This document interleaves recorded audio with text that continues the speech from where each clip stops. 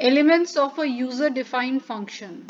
That means what all necessary elements are there in a function. When I talk of a function, so what all things are required in order to be able to use a function that defines the elements of a function.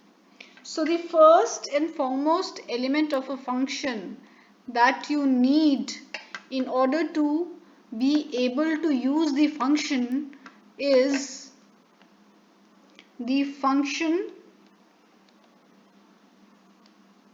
definition.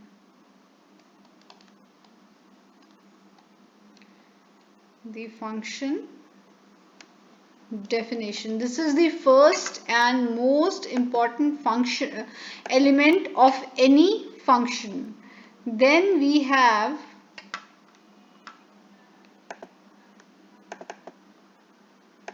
the function call.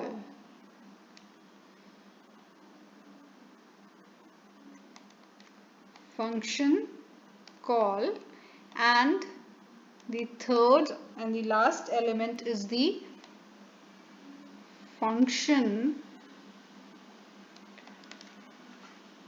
declaration.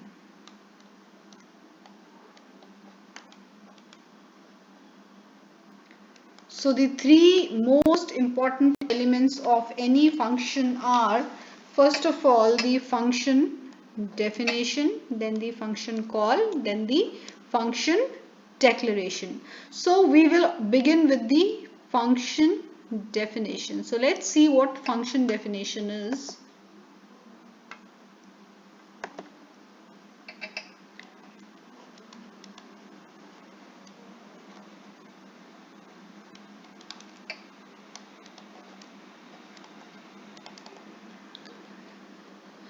What is function definition? Basically, function definition in itself is the program module.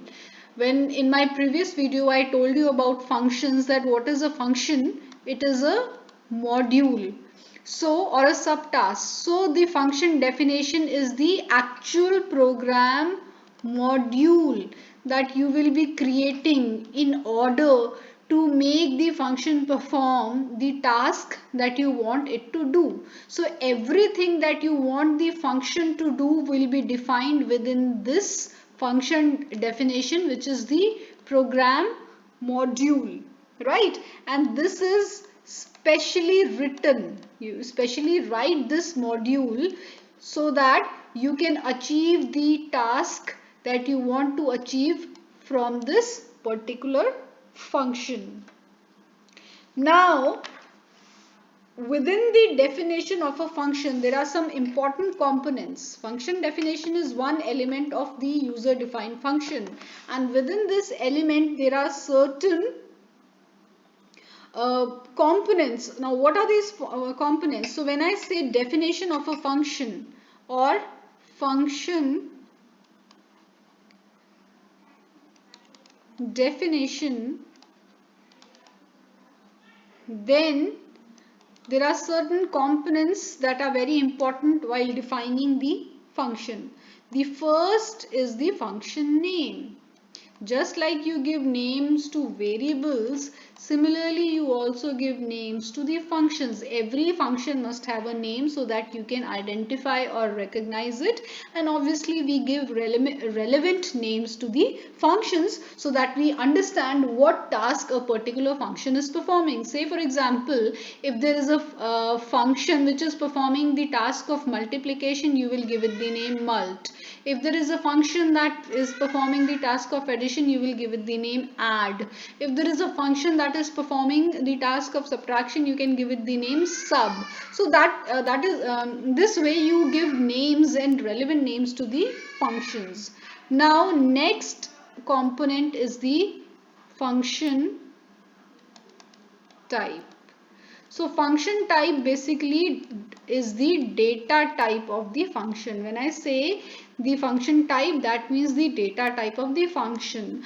Just like variables have their data types to identify what kind of values that particular variable will be storing, similarly functions also have data types, and the data type of a function tells you what kind of a value that function will return. That means whatever is the data type of the function, same kind of value it will return. So if the data type of a function is integer, it will return only integer value and not float. If the data type of a function is char, then it will return character value only and not decimal or floating value. Then the third component of any function would be the list of parameters. The list of parameters, and these parameters are also known as the arguments. Now they serve as the input for the function. So if in case the function needs some input values, those input values are provided through these parameters or arguments. It is not necessary that every time a function will require input. There are some cases wherein the function may not require inputs. In that case, you do not give the list of parameters and they are left as void or empty. In my previous video for the print line function, I gave you an example of void function type and void parameters. So the cases where a function does not require any inputs, in that case you do not give parameters or arguments, you simply write void. So for that you can check my previous video, the link would be given in the description box for that.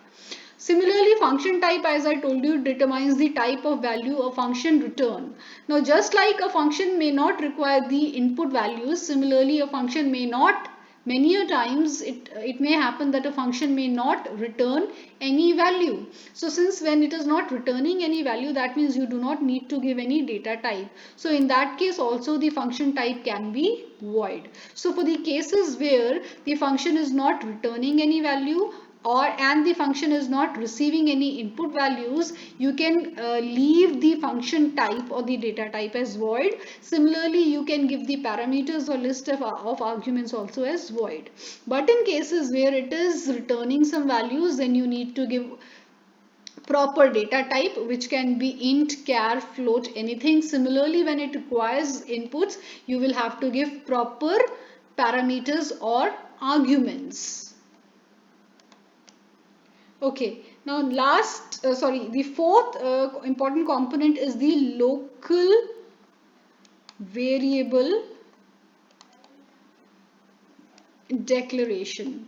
Now till now we all are clear with what a variable is, and also we know what a variable declaration is. But when I say local variable, this may be a new term to you. Local variables are those variables which are defined within that specific function only, which are not defined or which are not declared in the main function, but those variables which are defined in that specific function only. That means they are local to that function and they were not defined or declared in main. So such variables which exist only within the function are local to the function and are known as the local variables. Then obviously you will have the function statements. There will be a set of statements which will tell the function what to do, because you want a specific task to be done. For a specific task to be done, you need to give commands to the system. And how do you give the commands? In the form of statements. So obviously when you want the function to do a specific task, you will give the commands in the form of function statements. Then the last is the return statement. Every function in most of the cases will have a return statement which will tell which is a kind of command which tells the function to return a value. So in that case, where there is a return statement, the function will return a value. But as I told you, there may be cases where a function does not return anything. So in that case, the function type would be void and you will not have a return statement in such functions. So these are the important components of the function definition. That means the function name, the function data type, the list of parameters or arguments that will be passed to the function, the local variables which are defined or declared locally within the function and do not belong to the main function, the function statements and the return statement. Okay, now moving on, we will discuss all these things in detail. First of all, we will have a look at the general format of the function definition. That means how a function is defined, or what is a function definition. So what would be the format of a function definition?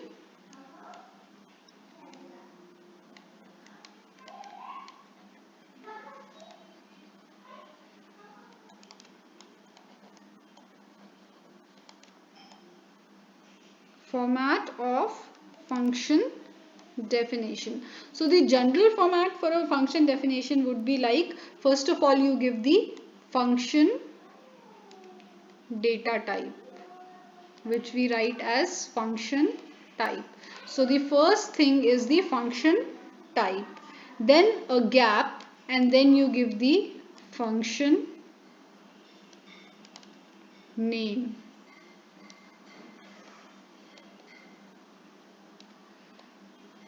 And then within the brackets you give the list of parameters, or in a layman's language, the input to the function. Then starts the body of the function. The body of the function starts from here. You have an opening parenthesis, then you have the local variable declaration. The variables which will be declared within this particular function are known as the local variables, and these variables which will be declared within this function, and the scope of these variables would be within this function only and not outside this function.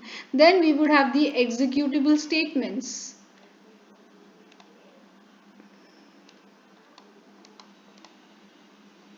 These statements work as commands for the system in order for the system to know that what task it has to do.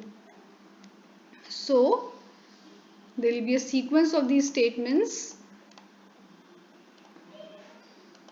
within the function like this, and finally there would be a return statement which would tell the function that finally your task has been done, so you may return a value to the calling function, right? The calling function is that function which has called this function. So this is the general format of function definition. Function type means the data type of the function. Function name obviously is the name of the function, and the parameter list is the input values that you would be giving to the function, and then the local variables, executable statements, and the return statement. Now, okay, so the first line which you can see over here,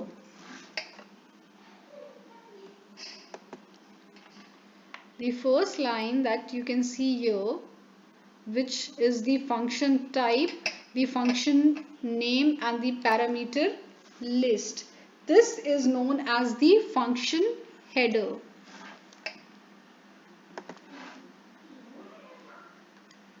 This is known as the function header. I am talking of only the first line. So this is the function header. This is known as the function header. Okay. So the function header basically is, as you can see, consists of three parts. The first part is the function data type. The second part is the function name. And the third part is the list of parameters that you will be passing to the function. Right? So here you need to take care of the fact that there is no semicolon over here. This header will not end with a semicolon. Okay, now the parameter list that I mentioned here, the list of parameters or the parameter list that will be passed to the function is basically the variables. There will be some variables which will be mentioned over here with their appropriate data types, and these variables will receive the data sent by the calling program. So there will be a calling program which will be calling this function, and when it calls this function it passes some input values. These input values are received by the parameter list. So they are also known as the formal parameters. Examples of the parameter list, that means how you define the parameter list, is like this. You give the data type float, then float is the data type of the function. Now quadratic is the name of the function, and then this is the parameter list. This is how you give the parameter list. Int a, data type, variable name. Then int b, data type, variable name. Then int c, data type and variable name. Now here you may ask that all of them have the same data type, so we can also write it like this as we do in the case of variable declaration, int a, b, c. No, this is invalid. In case of function parameters or function arguments, you have to write all the variables separately with their respective data types, even if they are having the same data types. So this is the only way you can write the parameters or arguments: int a, comma int b, comma int c. So this is the function header that I am talking of. These three things, or the first line of the function definition, is the function header. So this is basically the data type of the function. This is the name of the function, and this is the parameter list. So this is how you give the parameter list of the function. So there are basically three inputs to this function, on all of them, all three are of the data type integer. One input would be received by a variable, second input would be received by variable b, and third input would be received by variable c. And from where will it receive its values? From the calling program, or the program which would be calling this particular function. Okay, now next is your function body. So we have discussed the first part of a function definition, that is the function header. Now next we will discuss the function body. All this is under the function definition only. We are right now discussing the function definition or definition of functions only. So the first part within the function definition is the function header. Next we will be talking of the function body. So example of a function body will be like this.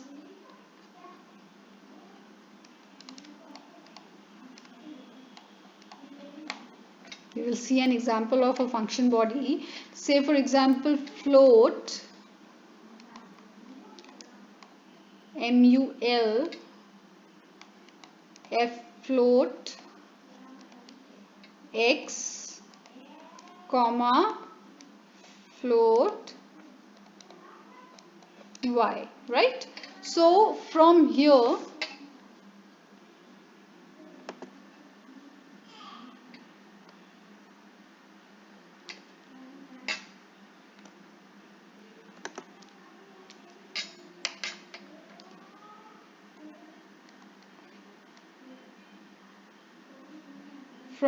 we start the function body. So when we encounter these opening parentheses, we know that the function body has begun. So first of all we give a local variable. Now this is what a local variable that I am talking of.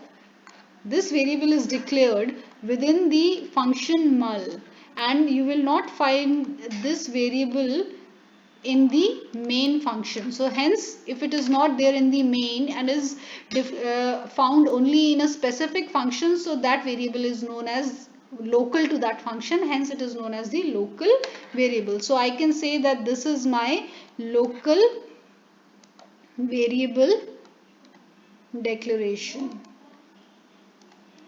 Okay, so next is the statement result equals to x into y. So this is my statement that I want to execute so that the function can perform the desired task. Then, as I told you, in functions, in case of functions which return a specific value, there is a return statement also. So I say return result. I want this function to compute the result and then return it to the calling program. So at this point, this is what this return statement is doing. It is returning the result to the calling program. So this thing is known as the function body. So this entire thing is the function body, which includes the local variable declaration, the statements and the return statement. And only this part, that is the first line of a function definition, this I already told you is the function definition. So basically I can say that the function body consists of the function definition and the the function definition consists of the so this is not the function definition, I'm sorry, this is the function header. It is a part of the function definition, but you call it the function header. So this first line, which includes the function data type, function name and the parameter list, is known as the function header. Then this is known as the function body. So the function header plus the function body makes the function definition. So this is the function definition. Now the second most important element, before we discuss it, we need to know what are the return values and what are the data types. So as I told you the return statement which is given over here. So what is a return value and what are their data types? So as I told you in the beginning also, return value statement is basically returning the value of something that has been computed or a task that has been done by this particular function, and the data type would always be the same as the data type of the function. So if the data type of the function is float over here, so the value of result will always be float, hence it will always return a floating type value. Now the second important element of a function after the function definition is the function call. This is the second element we are discussing now, that is the function call.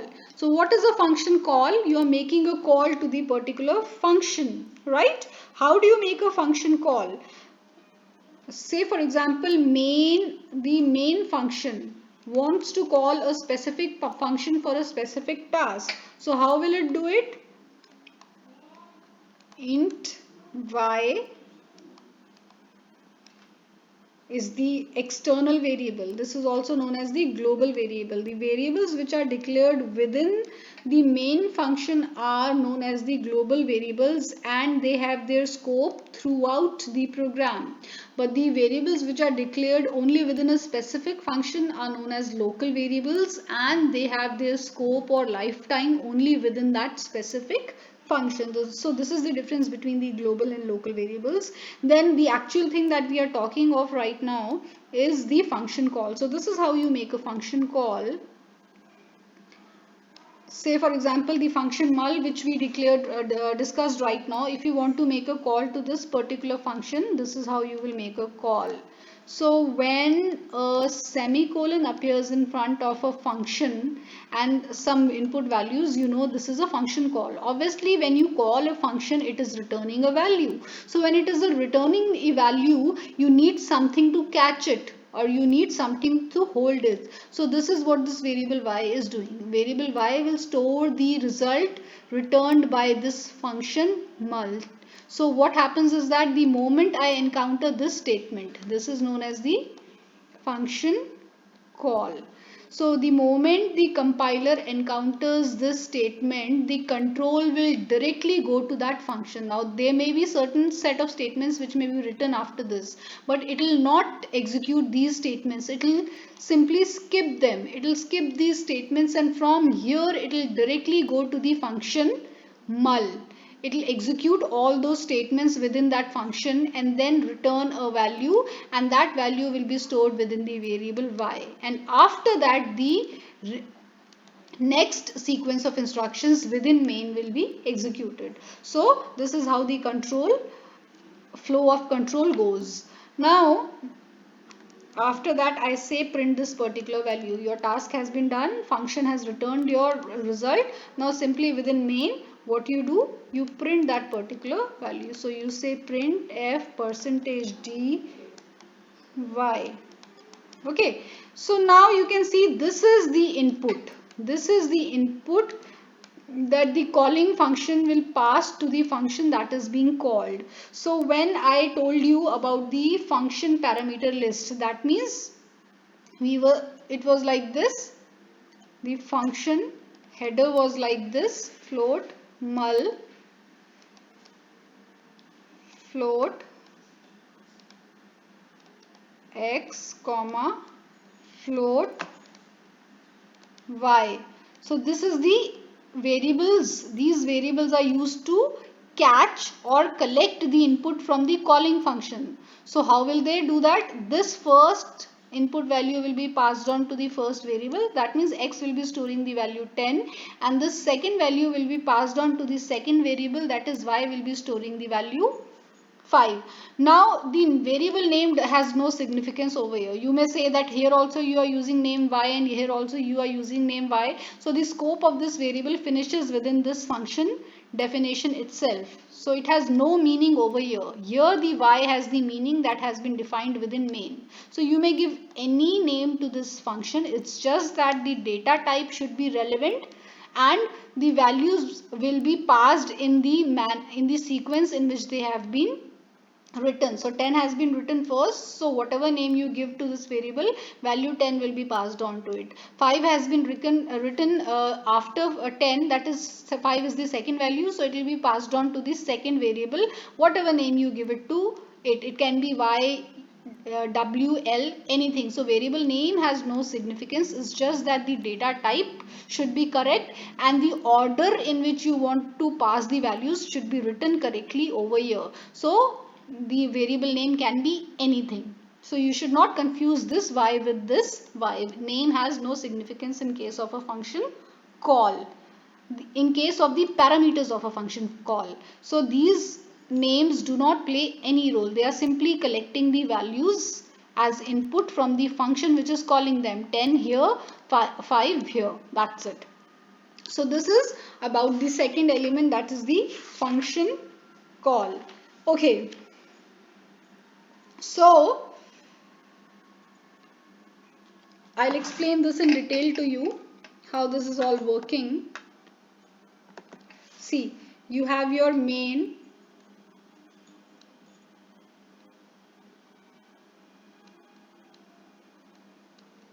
right?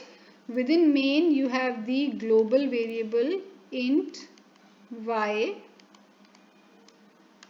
and then the y equals to mul 10 5. This is where you are calling the function and you are passing the list of parameters, or you are passing the values. So this is the function call, right?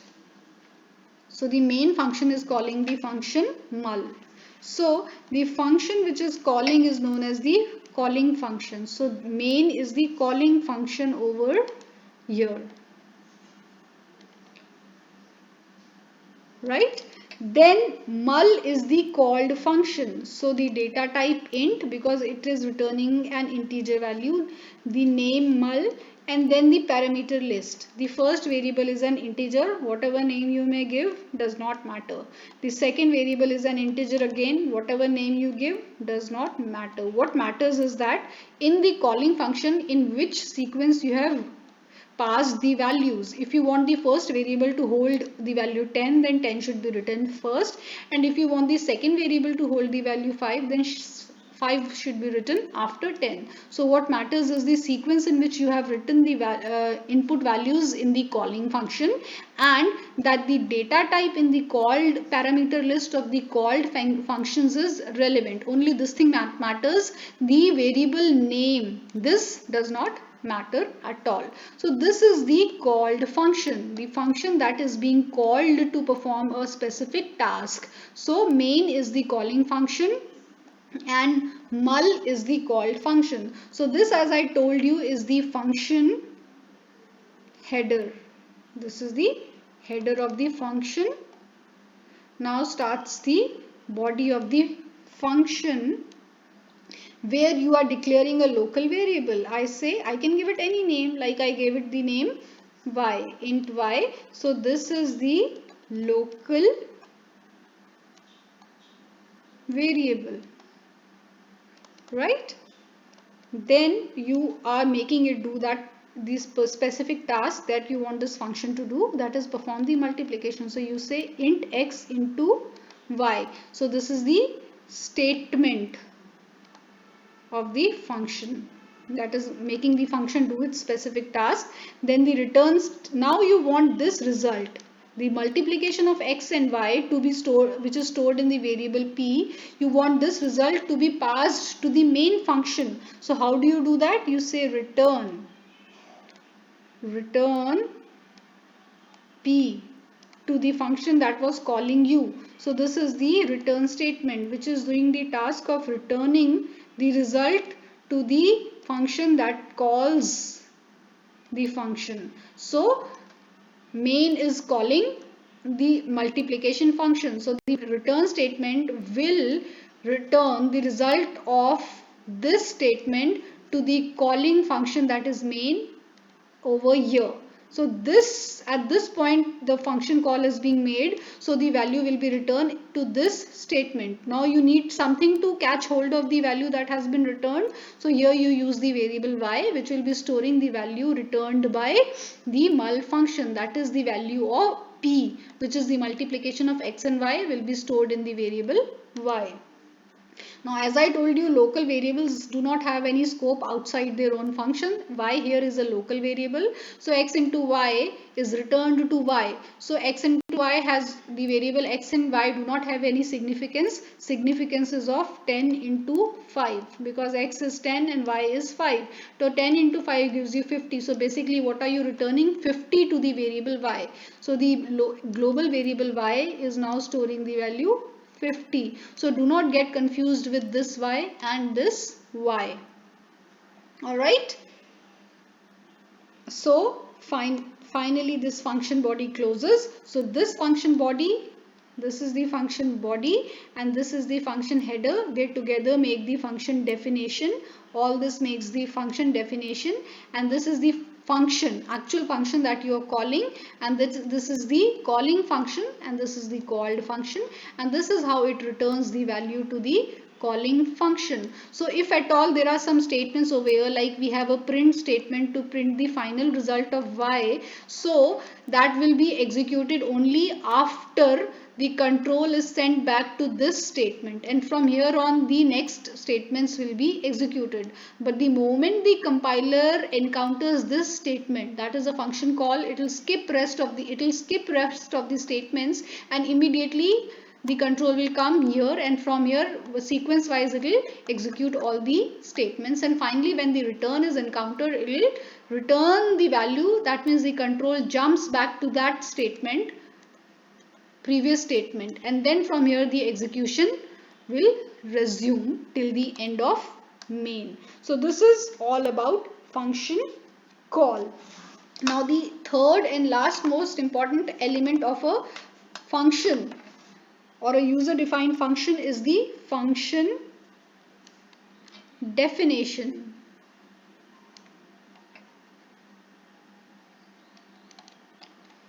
Function definition. Now what is the function definition?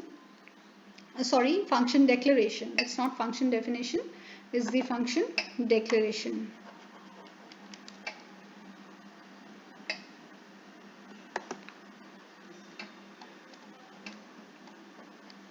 So what is a function declaration? So basically, just like you declare variables, so you also need to declare a function. Just like a variable has a data type, a function has a data type. Just like a variable has a relevant name, a function has a relevant name. So just like a variable needs to be declared, a function also needs to be declared before you can use it. You know that you always need to declare a variable first before you can use it. So just like that, in case of functions also, you need to declare a function before you can actually use it, right? So when I talk of a function declaration basically has 4 parts. The first part is the function type, right? Function type or the data type, as I already told you. So this function type or the data type determines the type of value the function will be returning, or in other words, it determines the return type of the function. Now the second important element is the function name. What name the function will be having, so that you know, okay, this function is doing this task. So the function name is the second important element of a function declaration. Then the third important element is the parameter list. As I told you, parameter list is used to collect the inputs from the calling function. So next important element is the parameter list in case of function declaration. Then the fourth important element is the terminating semicolon. That means when a semicolon appears, you know that this is a function declaration. Now we will see the same example for the same. So basically these are the 4 important elements of function declaration. The function data type, which determines the type of value the function will be returning or the return type. Function name, which is a relevant name to the function according to the type of function or task it is performing. Then the parameter list, which is used to collect the input from the calling function, and the terminating semicolon, with the help of which we can identify that this is a function declaration. Now let's see an example for the same. So the general format, first of all, the general format for a function declaration is like this. Okay, you give the function type. You give the function type first of all. Then you give the function name.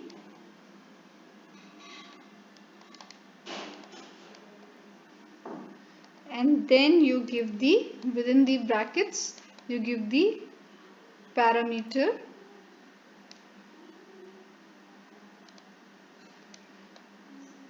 list, and then end it with a semicolon. Okay, let's see an example for the same. Example is int mul int m int n and this. So this is the integer, here is the function type or the function data type. Mul, here is the function name, and this is the parameter list. Int m, int n. That means there are 2 parameters, m and n, whose data type is integer, and the function data type is also integer. So the function will return integer value, or the return type will be integer, and the name of the function is mul. Now you may say that this is almost similar to the function header. Yes, this is similar to the function header. The only difference is that the function header does not have a semicolon, but the function definition will have a semicolon, and it will appear before the function header. The function declaration will appear before the function header. So you are actually first of all declaring the function and then you are using it, right? So it is same as the function header. The only difference is that the function declaration has a semicolon, whereas the function header does not have a semicolon. Rest everything is same. So the function definition, so the function declaration, as we call it, function declaration, as you call it, is also known as the function prototype.